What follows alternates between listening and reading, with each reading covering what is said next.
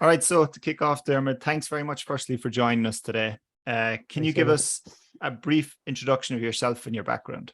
Yeah, I'd love to. And thanks for inviting me, lads. I really appreciate having the opportunity to talk to your guys, your listeners about oncology and nutrition. My name is Diarmuid Duggan. I'm currently the dietitian manager in the Bon Secours hospital in Cork. Only recently did I get that position.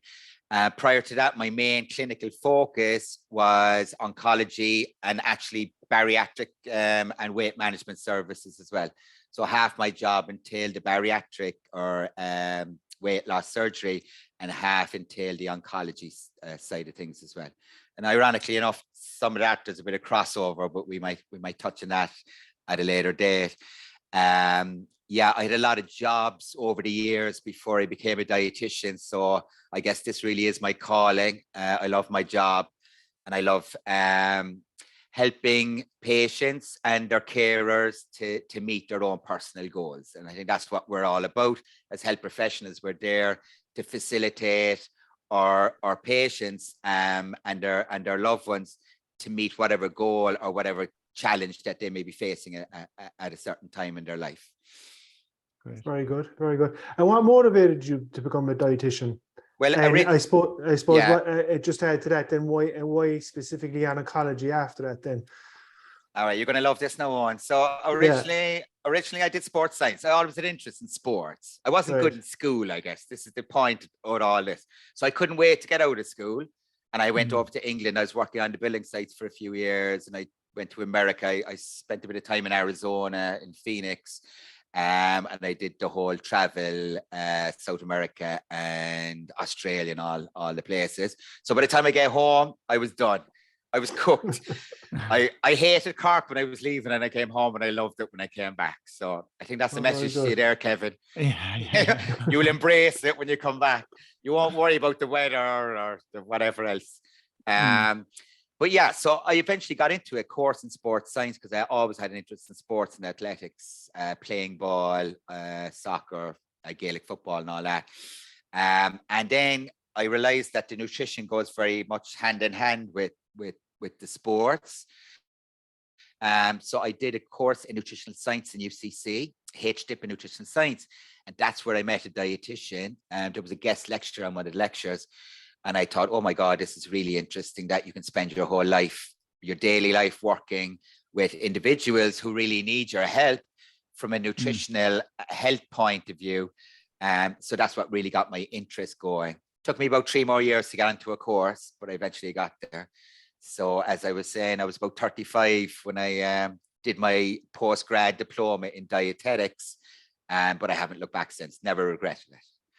Brilliant, brilliant. How from there did you lead into oncology? The oncology side. So this is where we're going to laugh now. So when I was starting off, I said, oh my God, I got a job in the bonds, and it was a 9-month maternity leave. And I was kind of saying, I hope I don't get oncology, and I hope I don't get pediatrics. All right. Because I thought sickness and kids, I have no idea how to manage that. I'm just out of college. And I've got both of them the minute I walked in the door.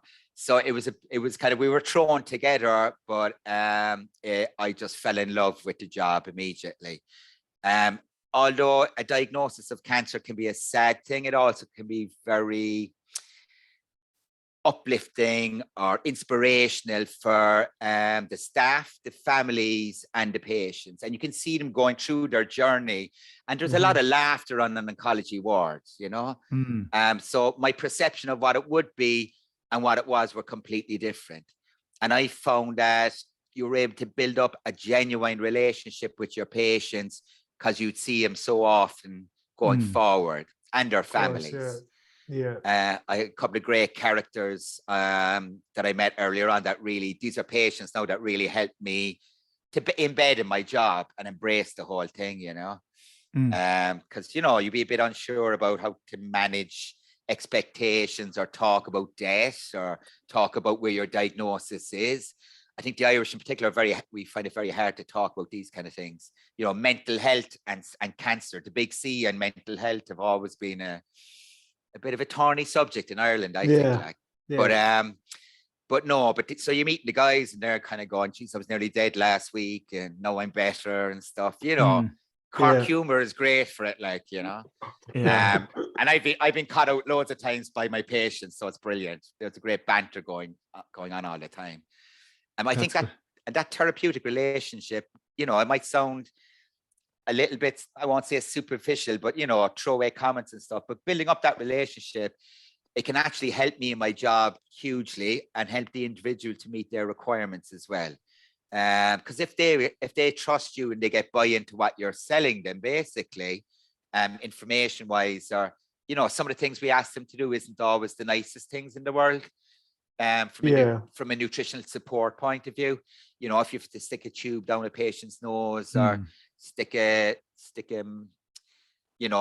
in a PICC line into their arms, that's very invasive. But I think when you build up that relationship, those kind of talks or those kind of interventions can work much more easily because you get buy-in with your patient group as well.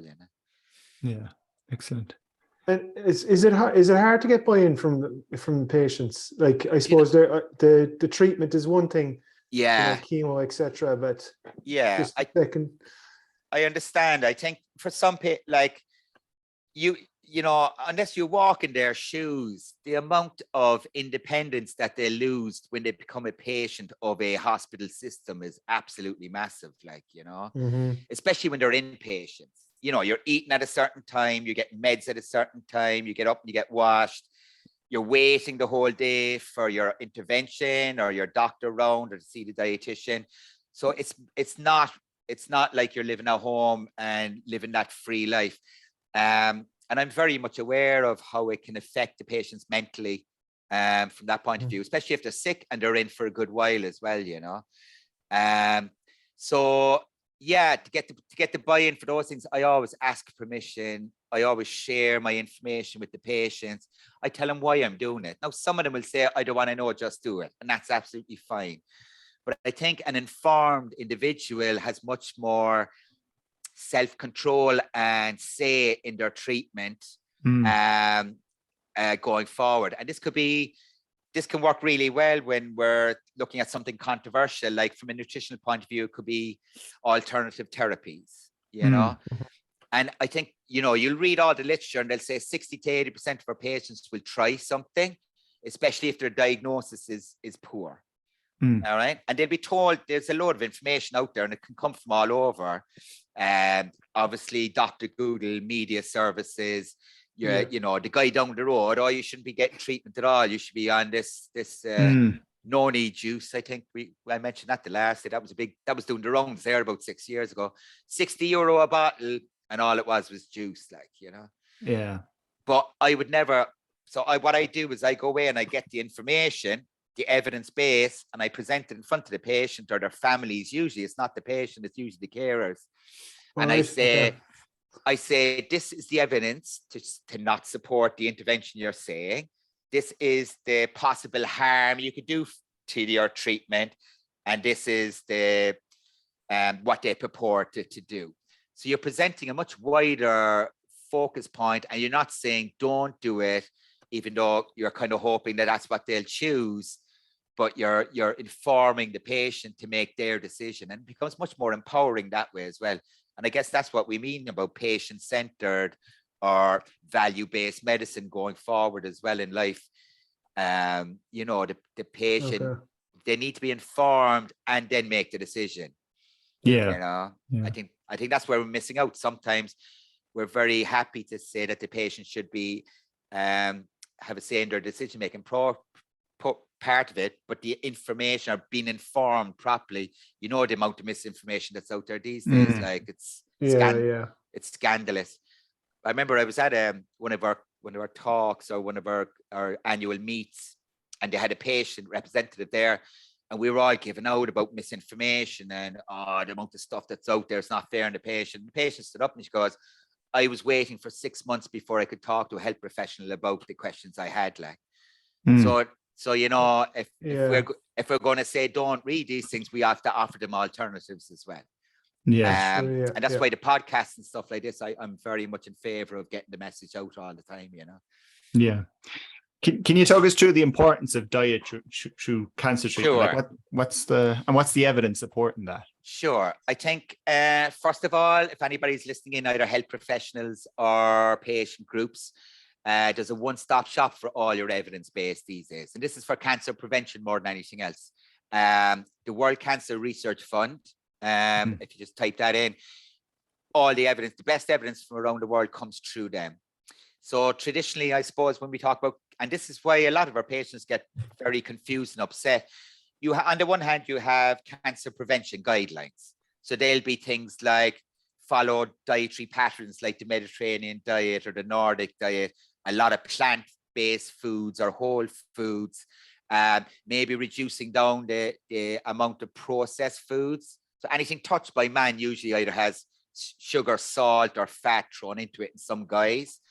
You know, you'll get a breast of chicken and you'll get a chicken Kiev, and the chicken Kiev has been molded down and built up to look like a chicken again, but you're eating a huge amount of other ingredients in there. So it's whole foods. It's going back to the basics. A lot of plant foods. We know we have a lot of natural chemicals, phytochemicals from our greens and our reds and our oranges. So all those colors contained in the pigment of the fruits and vegetables, the pulses, including nuts and seeds and all that kind of stuff. Reducing the amount of red meat for colon cancer, especially processed meat.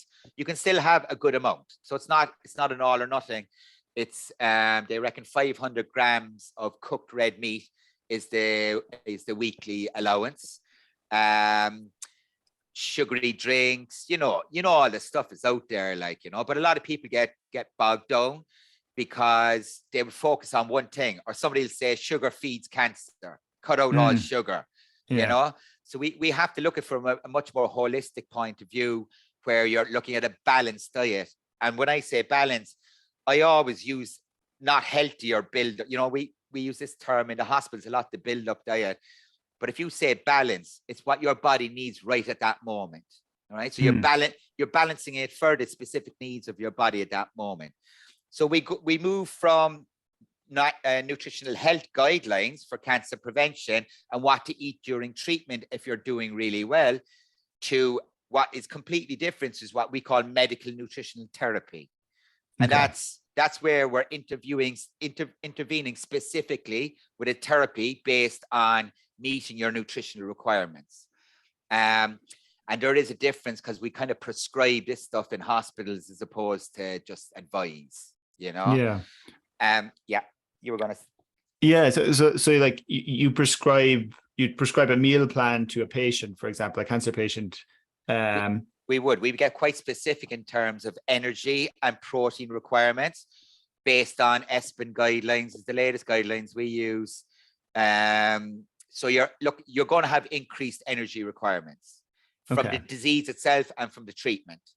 There's a host of things that work against the cancer patient, I guess. You've got disease burden. You've got the effect on the ability to eat and drink. You've got muscle wasting. You've got laying up in bed, deconditioning, and that's all before they even get to us. You know, and all that can impact on the toxicity of the treatment. If we have poor lean body mass or muscle mass, so you could have a big body, your BMI could be 50, but your muscle can be really poor quantity and quality, and that would make you much more susceptible to toxicity to your treatments than somebody who had a much smaller BMI but had a bigger muscle group, body group, you know. So we're trying to preserve the lean body mass as much as possible through treatment. And we do that by eating a very high protein and energy diet, and using exercise as medicine, exercise as an intervention as well. And there's some brilliant work being done in the exercise field with cancer patients as well. So I'm keeping my eyes on that. I obviously, with my sports science background, I've got a kind of an interest in it anyway, but I don't see them. When I look at the holistic approach for our diet or for our cancer patients, I look at lifestyle medicine, which includes nutritional health, exercise, sleep, mental wellness, freedom from pain. You know, all those things can be worked on to make the the journey much easier for our patient and make the outcomes better as well, you know. Yeah. Okay. Very, very, very interesting. And just out of curiosity, you were saying, you know, would you have a very different plan for someone who has breast cancer compared to someone who has colon cancer, for example? Yeah, I'm like, you know, I say traditionally we thought a cachectic patient or a wasted patient was the skeleton in the bed scenario, you know. But actually now the research, the guys in UCC have done some great research on mapping the lean body mass of the different oncology patient types. And they were even finding in with breast cancer patients that their lean body mass can be affected in a negative manner through their treatment, even if their weight goes up. All right. So their weight can go up, and it's basically an accumulation of fat mass, which incidentally makes them at more risk of reoccurrence later on in life. And, you know, it's a myriad of factors, but including steroids, because steroids can break down your muscle and bone, and the treatment itself. So we have to be very mindful of somebody who is what we say is clinically obese, but could still be cachectic, stroke, sarcopenic obesity, really, like, you know. But you're right, in general, the higher risk patients for malnutrition, stark malnutrition would be kind of upper GI and then lower GI. So anything to do with the gastric. The lung cancer patients can be quite cachectic. It's just the nature of disease itself. Obviously, pancreatic is another one that we could tend to pick up late. So the damage is done a lot of the time. And the earlier intervention, the better. And like if you guys were diagnosing somebody with cancer, I would be sending out a referral to the MDT team straight away, you know. Get the prehab going straight away before they even get to the treatment stage. ESPEN guidelines with the surgical patients, if they're not fit, if they're very cachectic and stuff, give them a month of intense nutritional therapy to get them up to a point where they will benefit from it and where they will recover quicker from the operation. Okay. And what are the main nutritional issues that you see in cancer patients across the board? So you've got pre-existing, I suppose, anorexia. You'll always hear of, I just don't feel like eating. All right. So anorexia is gut hormone. We've hunger hormones. This kind of ties into my obesity training as well. There's 22 hormones, gut hormones, and they all regulate how we feel eating wise and stuff like that. So any tumor of the gut will affect those hormonal response. So your drive to go out and eat because you feel hungry is diminished. You're going to have chemosensory dysfunction. So your eyes, your smell, your taste, we smell at the back of the mouth, it all gets regulated in one part of the brain. That's going to be messed up from the disease itself, but also obviously from the treatments that we're going to give them as well. You know, even polypharmacy, I see it with a lot of our elderly patients. It just messes up that chemosensory function. And you can, if you think about this, if you're stuck on your 3 meals a day, right? That's what the Irish do. We do our breakfast, dinner, and tea, or breakfast, lunch, and dinner, depending where you're born. Country or city, I think, is how the breakdown goes. That is the breakdown, yeah. It is the breakdown. So, and it's very hard to get our elderly patients or our patients with that to change from that. But if they have a taste change, what's going to happen is the brain is going to see the steak. It's going to smell the steak, and then it's going to taste the steak, but the taste will taste off. So the body will create nausea as a protective mechanism to get rid of the food, because the brain perceives that food is not right and it's going to cause us illness. And there's a breakdown straight away there. So our job as dietitians is to counsel the individual to get over those barriers that are stopping from eating. So the anorexia, we're going to go little and often, you know, small amounts. Psychologically, if they start with a small plate, and it goes against everybody's thinking, because their loved ones will say, you need more food, you're not eating enough, you're wasting away in front of me. So they'll pile the plate high like that. But sure, that's just going to put people off straight away. We fortify the food. So whatever bite they eat, we're going to have more nutrition in it. And we need to make sure that the gut environment is as healthy as possible. We can prepare your chemosensory function as well.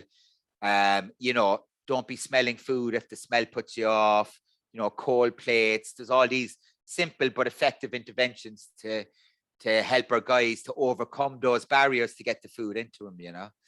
Yeah. So a lot of counseling, a good counseling session with patients and their loved ones and their carers can go a long way to getting over those initial steps, and reassurance as well that things can get better for them, like, you know. Yeah. Obviously, then we move on to our steps. We have our oral nutritional supplements. So that's supplementing through ready-made commercial supplements, or adapting our foods with supplements as well. So adding it into foods as well. And then we have our enteral feeding, which is usually through a tube in some form or another. So it could be nasogastric or nasojejunal into the jejunum, or it could be the percutaneous ones as well for the more longer term, the pegs and the pedges, or the rigs and the ridges. And then finally, we have TPN, which bypasses the stomach altogether and goes into your bloodstream. All those have a place with our cancer patients at different stages in their cancer journey as well. Yeah. Could you talk specifically about, you know, the role of diet during treatment? Like, yeah. And the type of meals, like what kind of stuff is prescribed? Yeah. All right. So your nutritional diet, your nutritional prescription should follow your clinical intervention. Okay. All right. So if we're curative and we're trying to cure our patient, you put out all the stops for nutritional therapy. You want to maintain that body mass to give them the best possible outcome. You want to keep them as strong and as fit as possible. And you're piling in it. And if you miss a few days and there's bed rest, that's going to damage your intervention, you know? Okay. So you really have to be aggressive and get in early. And it could, if it means enteral nutrition earlier on, then do enteral nutrition. You know, don't be afraid of it. Don't wait till we're at 2 months down the line and there's a lot of muscle wasting and you goes, well, you know, we're not, you know, we haven't met it. We'll try that. No, it's almost too late at that stage, you know. Yeah. You will curtail it, but you wouldn't have prevented the loss that you could incur. You could lose 10 kg in a month, like, you know, it's huge, huge. Mm-hmm. Yeah. And if there's bed rest involved, it's huge. It's scary, like, you know, because your body is in a cachectic catabolic mode and you're trying to manage that and get it into the anabolic drive as much as possible. We use high protein, gives an anabolic response in the body, as does resistance training in particular. So the weights, the muscles, there's one guy, one of our guys, the Irish guy, I think he's in America now at the moment, Fairman. Legendary man. But he's bringing this to the limits now. He's looking at it as a therapy rather than just as a bit of advice, do a bit more exercise, you know? You need to be specific with your timings and your amounts, your loads and everything else. And that's the kind of work he's doing, which is massive. And our nutritional intervention should be that clinical and should be that targeted as well for our patients. There will come a time when maybe you're pulling back from that aggressive intervention, depending on how that patient's cancer journey is going. If we get into a more support, and you have to be very careful, because when I started off, I was very enthusiastic. I was going, we're going to do everything possible now to get as much nutrition into you as possible. I got the family on board. And then when things didn't work out the way we thought they would, and we were pulling back from aggressive nutritional therapy, they felt that I was abandoning them then, you know? So you're going all or nothing. So I'm saying it really needs to be done in a holistic mode. I goes, for now, this is what we're going to aim for. This may change over time. Because then you're asking the patients, carers, to pull back.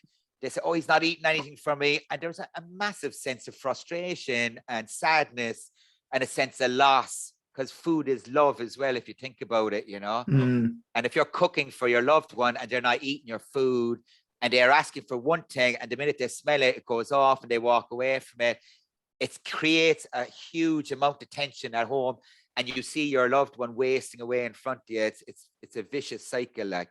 So that's where the next counseling part comes in where you really have to support them from a supportive measure, comfort foods that taste well. You're trying to minimize, you're trying to make as much enjoyment from nutrition.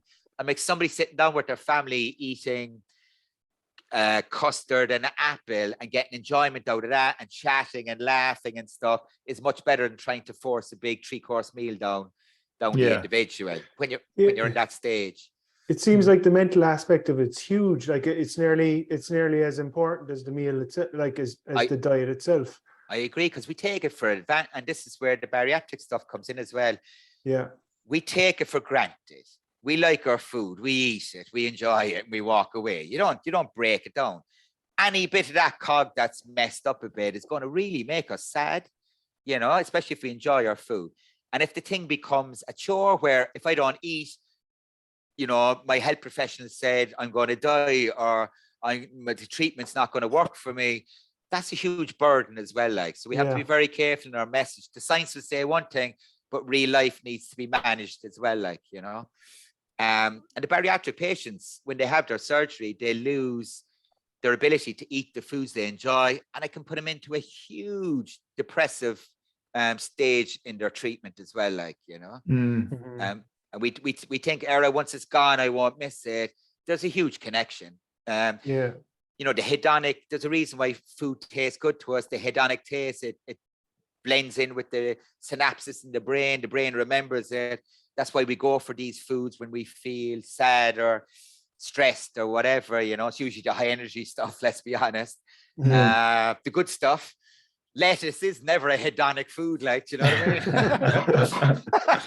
No. For some it might, but that drive is very powerful. Those connections have been made since baby or childhood.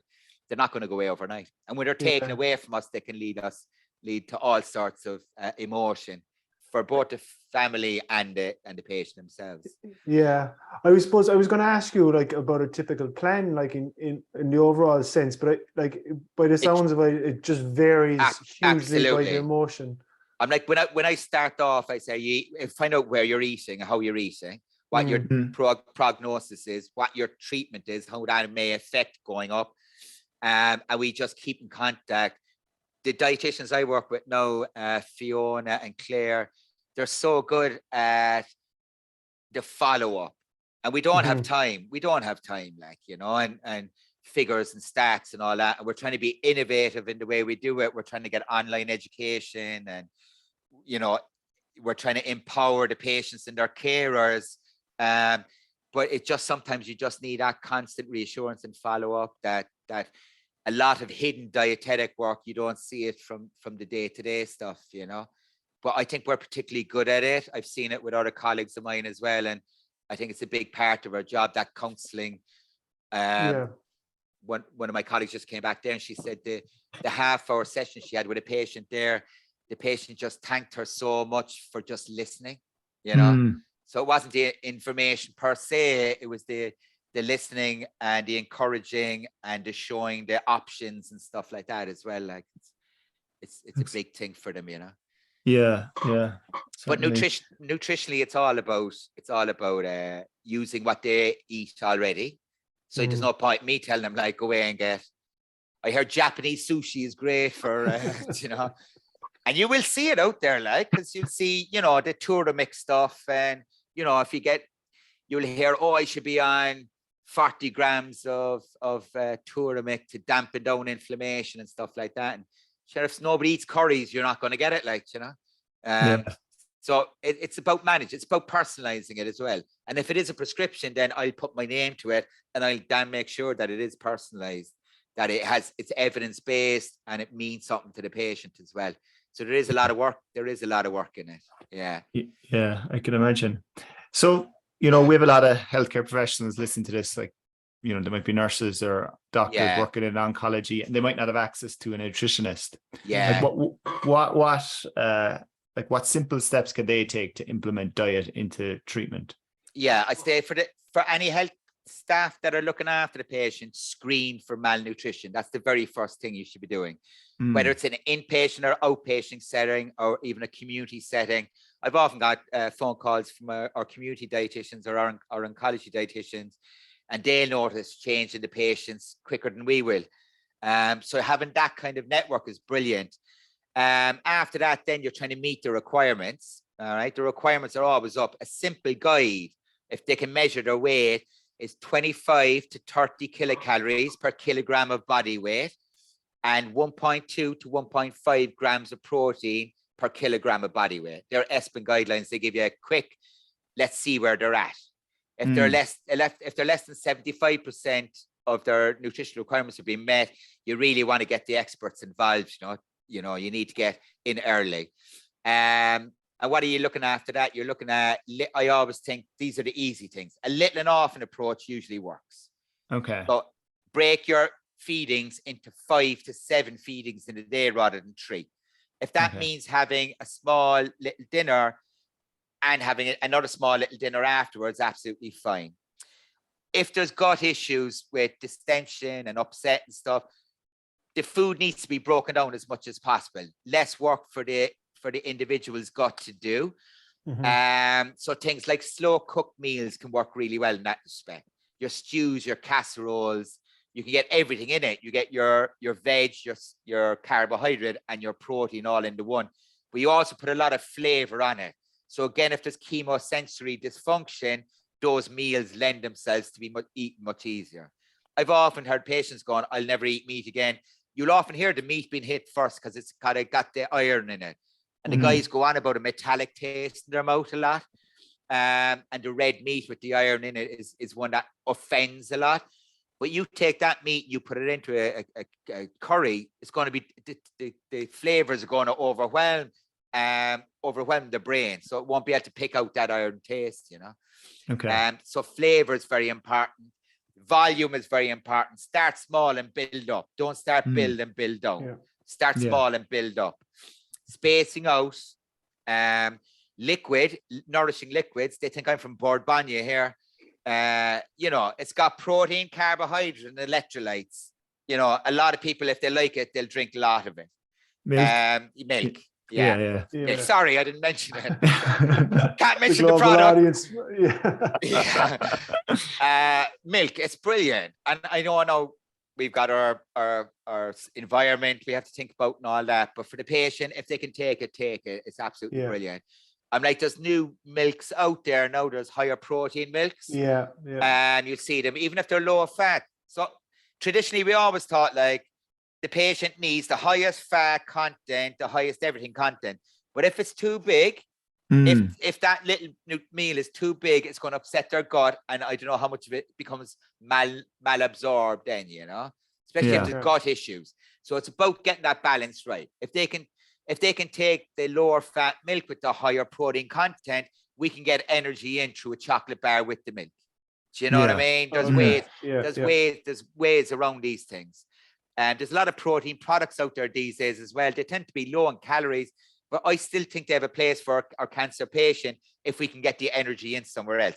The protein, I worry so much about it all the time, because if you're anyway big, as in BSA is big enough or the BMI is big enough, your protein requirements could be 150, 160 grams a day.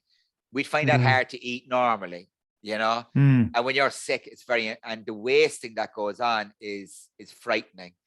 We can do the CT scans now, and you can use your DEXA scans to measure muscle mass and stuff like that. But when you see the loss over such a short period of time, and the damage that can do for a patient, it's worrying. All right, Yeah. Just on the, let's say, I suppose the common mistakes that a healthcare professional might do. Well, how can they, what would they be, and how could they avoid them? It's a hard one to call, really. I'm like, the main thing is to listen to the individual. And listen to their carers, because that will tell you how things are going on at home as well. We have these build-up drinks and stuff, and sometimes we might jump into them, and your man might say, Irish are very obliging. They say, I got them all right, but they're not drinking them. I think in the NHS they did a survey and they found people who died. There was like 100, build up drinks in your one, in the guys' presses and stuff. So if it's not being taken, it's no good. Okay. And prescribing more is not the answer, I've even seen that traditionally with professional or health professionals. They go, so mathematically, we need 1,800 calories. The patient's eating 300. I'm going to give them 4 drinks. There's no way a person, especially if they're feeling sick, will drink 4 of those bad boys. If you can use your own foods first, that's much better way of doing it. So encourage the high energy foods, the high energy snacks, encourage the little and often, encourage nutritional fluids, and encourage food and fluid fortification. And you'll get them in a lot of the handout sheets. The Irish Cancer Society have a diet and cancer booklet done by a nurse. And the World Cancer Research Fund, go on their website, they have a lovely one that diet through treatment. So all these are freely available resources that are a first line. They'll give you ideas and hints about the foods and stuff like that. So I'm like, from my guys, I tell our guys here, the oncologists and stuff, don't be afraid to hand these things out if you're meeting your patient, or get it in as early as possible. At least the information is there if the patient needs it, Yeah. Very, very interesting. Do you see any trends in oncology at the moment that are exciting you, like any new technology or? I think obviously the immunotherapies are mind blowing. And I remember when it kicked off here first, I was all going, oh my God, that person is the different person and everything. And then we had one person that it didn't go at all well for, So that was a little reminder that it's not the panacea for everything. I'm really intrigued with the lifestyle medicine stuff. That's where my mind is at the moment. We're seeing the human being in front of us, and we're trying to manage them in a holistic manner. I'd say traditionally, because we're all so busy, and when you're in hospital, the interventions can be quite siloed. So you do your bit and I do my bit. Now somebody else, the physio, does their bit, and it kind of all is part of it. But now, in fairness to oncology, those MDTs are much stronger, I think, in general. But the patient can be left out of all this, and you often talk to them and they're so confused about who they were talking to and what they meant. And what seems very logical to me, they might be listening it for the first time. So when we're information giving, I always assume that I am getting information about IT or something like that, which is I'm absolutely rubbish at. So I'll assume that that's what how the patient is going to pick up, and I try to minimize the points and the take-home messages, and reassure that we're here available for them as and when we're needed as we go on. So it's not so much the technology, but the way we do our business, I think is going to be is exciting me at the moment more than anything else. Yeah. That's pretty cool. Just to finish up, are there any good resources? You mentioned a few, but we can link to them all in our show. That'd be notes. great. I think the world www.wcrf/uk.org. That's the site. It has everything. It has a patient portal. You download your recipes, you download your before, during, and after cancer, all based on their cancer recommendations, their guidelines, which they have done. So basically, this is a consortium that have used all the universities around the world, all the major cancer clinics, and they've got them all together to come up with the cancer prevention guidelines. There's 1 to 10. So that's my one-stop shop. Tap into them. Use your health professions all the time. Hopefully there'll be more stuff online and available as we go along. This multimedia age we're in, we're definitely trying to develop some education resources for our patients and carers, so that it doesn't all come down to the consult, that I'm not educating them the first day when they're in for treatment, which is practically useless. It needs to be on demand, and it needs to be for them when they need it, depending on their so it's going to be much more targeted in that thing. So I'm thinking like little videos and supplementary recipes that would be for, say, taste change alone, or anorexia, drive for food is gone, what to do. So you can simplify it down, you know, it's not, and then the information isn't overwhelming then, like, you know. And is that something you're working on at the moment yourselves? Yeah, we're trying to, yeah. So if it is up there, you can link away to our website and spread the good word. Good. Yeah, okay. We'll share the resources, absolutely. Yeah, that's the WRC website, is it? That World Cancer Research Fund. So there's there's American one, there's an American version, and there's a UK version. Okay. The UK version is the one I go to. The Irish Cancer Society has a lot of resources, obviously. Macmillan has a lot of resources. I would mention About Herbs. So let me get it right. Sloan Kettering. So we're going to call it, I won't say alternative therapies, but you're talking about all that kind of stuff, you know, complementary stroke alternative stuff. They have a great free website where you can, if the patient said, I was thinking about going on goji berries, have you got a thing about it? You can get it. You can get the evidence based through that. I also have access to a national natural database, which is a step up from that. And that's a subscription service. But for the health profession, that's, say, a liaison nurse or something like that, they might find that very useful. It doesn't cost that much, but the evidence is massive. They really done a lot of research around those kind of interventions, and some of the interventions have evidence backing them up, you know, like your acupuncture and things like that. So, you know, we got to keep an open mind about it. But again, if we can do a little bit of research quickly and present it to the patient, we're not just saying no to everything then. Yeah. I think that's important. The exercise stuff, American College of Sports Medicine, they have loads of really good exercise prescription for chronic diseases. So they'll have it for individually. They have one for patients going through cancer treatment. So it's not a prescription, it's just a bit of advice about what kind of exercises might work for them. Resistance training, it's not something that we promote with our patients all along, but it's got massive benefit. What I mean by that is kind of weights or bands or using your own weight. When you put your muscle and bone under stress, it releases the hormones to build your body up. So you're in your anabolic drive then, like, so it can help negate the effect of everything else that's going on for the patient. Okay, great. Right, that's brilliant. Ona, have you any other questions? Or? No, I think that's it.